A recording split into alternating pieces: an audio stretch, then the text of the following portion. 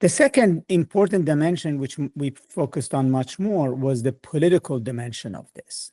In other words, Iraq became de facto the first Shia-Arab state, not because of its population. It always was a majority Shia country, but the Shias took over power.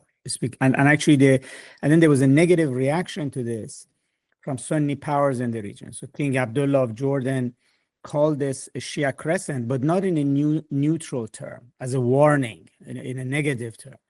For Saudi Arabia, it took about a decade before it actually had an ambassador in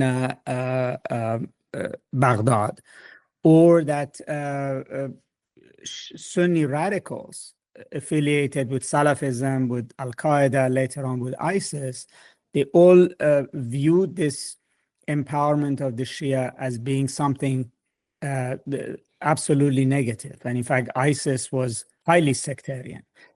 And behind this was a fear of what a Shia awakening and a Shia assumption of power might mean for Iran. So I would put it in simple terms. Politically, Saudi Arabia, Jordan, the Salafis, Egypt, everybody looked and said, under Saddam, Iraq was in the Sunni camp, even though population was Shia. Now it's in Iran's camp.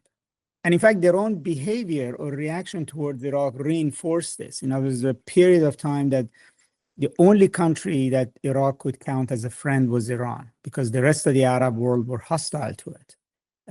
They didn't treat it as an equal member of the Arab world, the way they received its leaders, the way they reacted to it. So this was if you would, it was a geopolitical shift that what the United States achieved in Iraq was not democracy, those sort of lofty ideas they had, but was rather creating a Shia axis in the region that connected Syria, Lebanon, Iraq, and Iran together. It empowered Iran. And even though, and Syria, you're right, was under a secular Alawite regime, which was not self-consciously Shia, but it was an ally of Iran.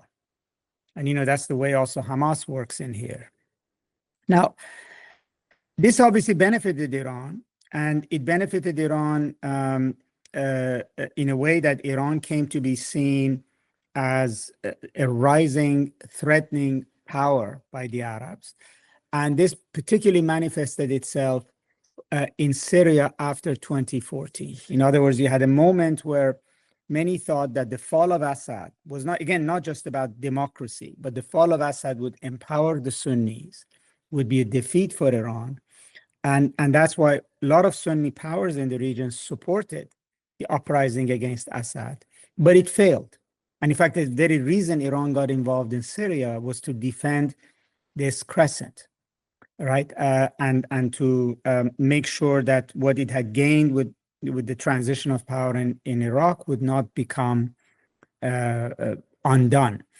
And in fact, the Iranians in 2014, that's why they got involved in Syria, was that they assumed that the challenge to Assad was all about them. This was not about helping the people of Syria or changing a brutal regime. This was all about defeating Iran, weakening Hezbollah, breaking the so-called crescent. And so they reacted accordingly.